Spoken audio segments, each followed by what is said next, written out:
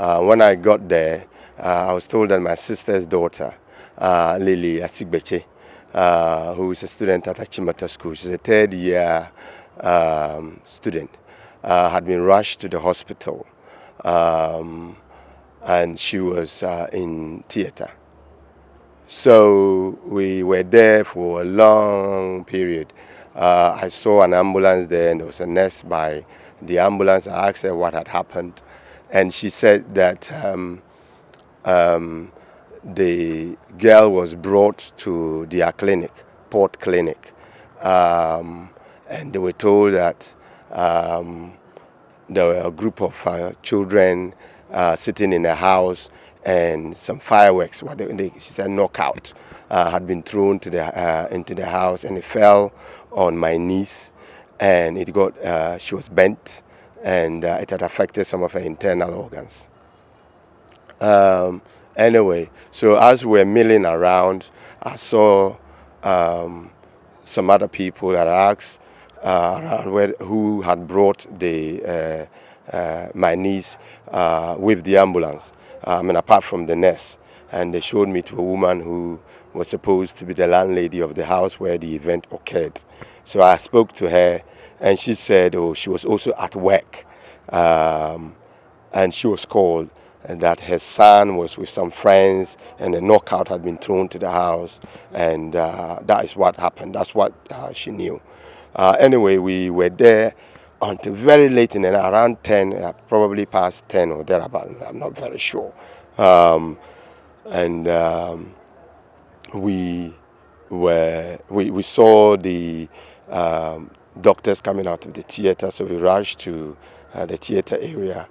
And then we had to stand there for a long time as well. So at that point, I asked my sisters to go home. And so later, I was ushered into the ICU, 37 Military Hospital, and two doctors spoke to me. They said that they had tried and tried and tried. They worked really hard to save her life. But unfortunately, they couldn't save her. And so I started asking questions about what happened. And so they invited the surgeon to join us. So there were 3 people, I think 2 anesthetists and a surgeon. They explained that when they opened her up, more than half of her kidneys had been damaged. Her bowels had been damaged. The lungs had totally collapsed. The spleen had been damaged. And the diaphragm as well was affected. Her whole abdomen was filled with blood. And so they tried so much to stem the blood flow. They had tried to give her more blood, but it didn't work. They brought a plastic container that had some fragments. It looked like metal pellets, and then a metal string,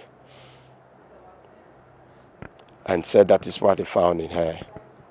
There was a hole on her side, and it was only one hole. They didn't see another hole elsewhere. I asked them whether what they saw was consistent with what we had heard. That we had heard that it was knockout, and they said they couldn't. They said they couldn't tell. It would be determined through the post-mortem.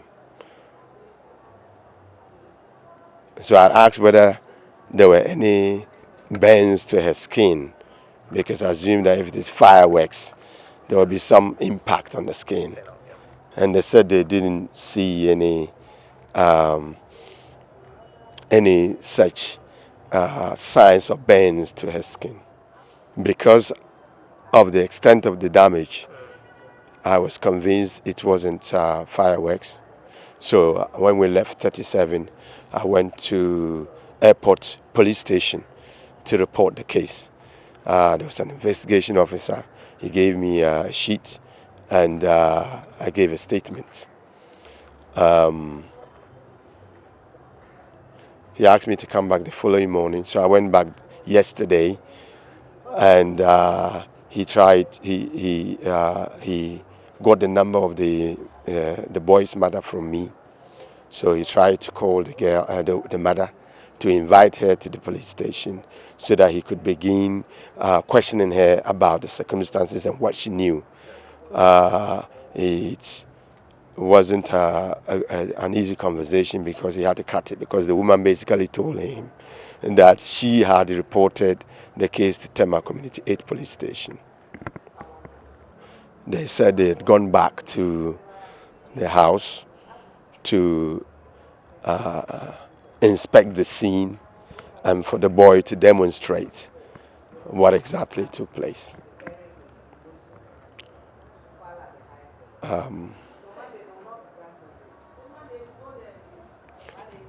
According to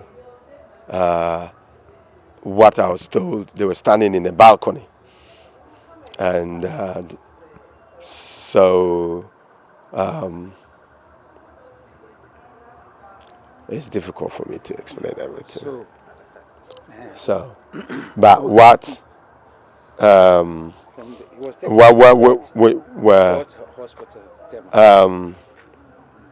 we were told that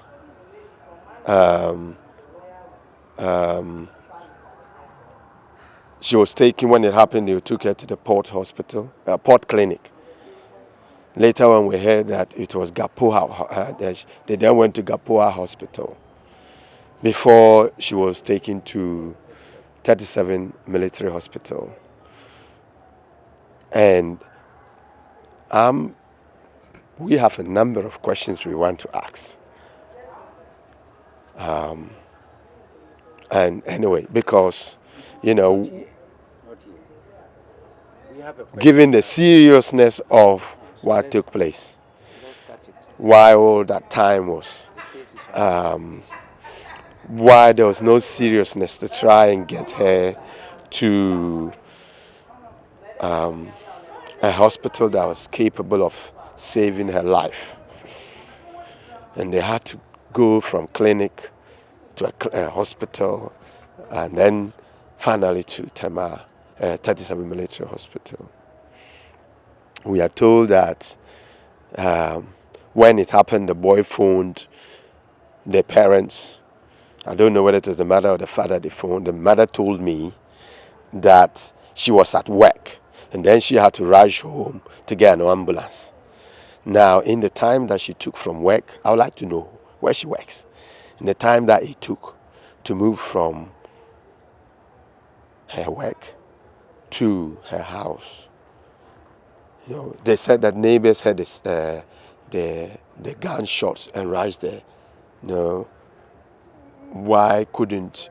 I find it difficult to believe the story, because the neighbors would have arranged for the girl to be taken to hospital. They wouldn't wait for the mother to come from work.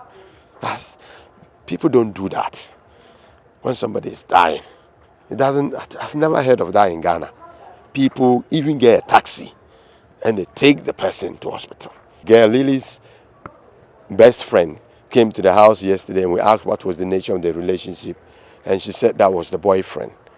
So she visited. When she came to the house, I mentioned earlier, the girl came to the house in the morning because she was staying with her sister during the holidays at 37 Hospital. So she went to her mom's house at East Legon in the morning to take money to go and buy a banker's draft at EcoBank and to pay her school fees. So the mother gave her the money, and then she went back. She said she was going to wash her clothes, and after that she'd go to the bank and pay.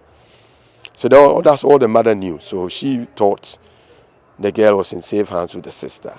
So apparently after that, because some people who lived with her, some soldiers there, said they saw her around 11, 12 o'clock in 37. And so in the morning. So it appears after that, she went to the boyfriend in Tema. And that was the last anyone outside saw of her.